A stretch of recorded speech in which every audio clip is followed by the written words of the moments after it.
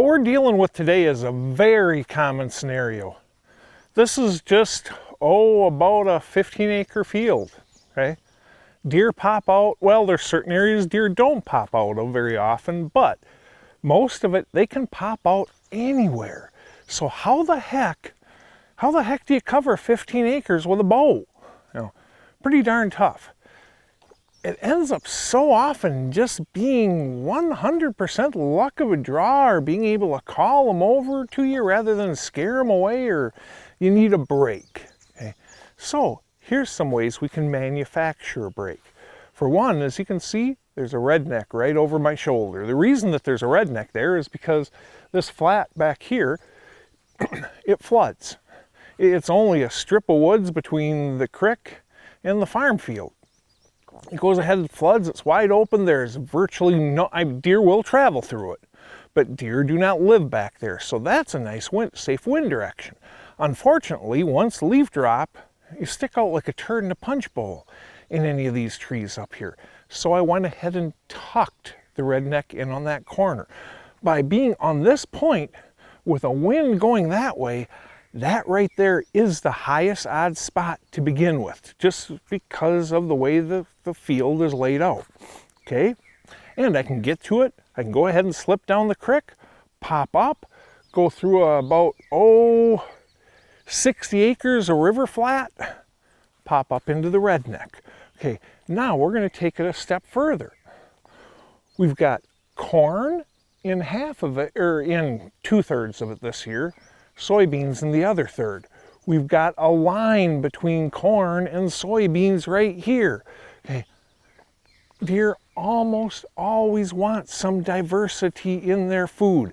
If they go ahead and desperately want corn today, they want the carbs so bad, well, you know what? They're probably going to get a taste for some protein and stop over and hit those soybeans too.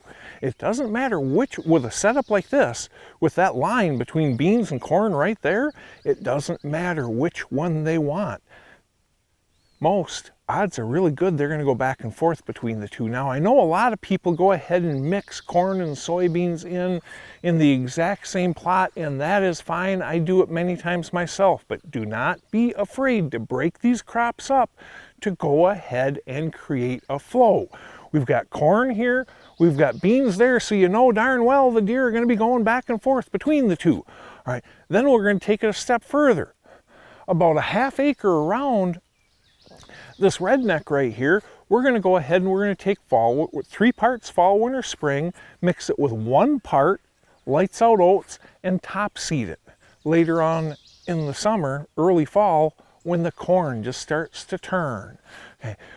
Then, not only do I have the corn over here drawing deer, but I've got the cereal rye too. Now, all at this one location.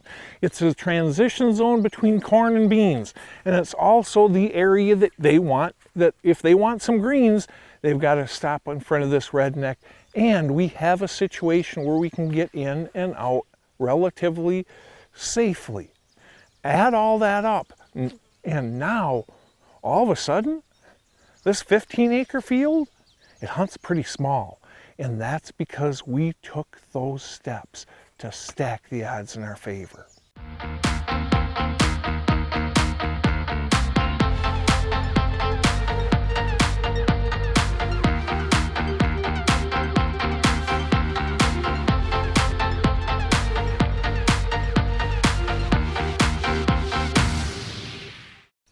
One of the most common scenarios is a 10, 20, 30-acre farm field.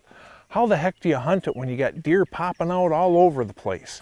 Okay, when you can control the ground, we can use some little tricks that help, such as this is approximately a 15-acre dang near L field.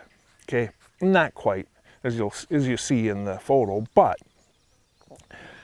I went ahead and split it between corn and beans because that way the deer are going to travel back and forth. I put the split right behind me because I've got the redneck right there focusing that travel back and forth in front of it.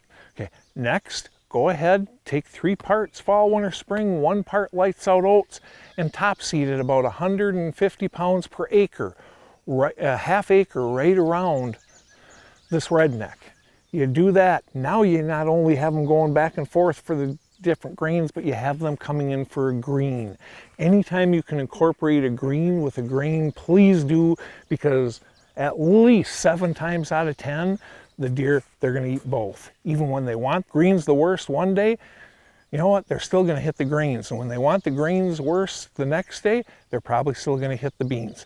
Add all those types of things together. Really think about how you lay out that field, and you can go ahead and use your crops to your advantage, not only to feed deer, but to help focus their activities.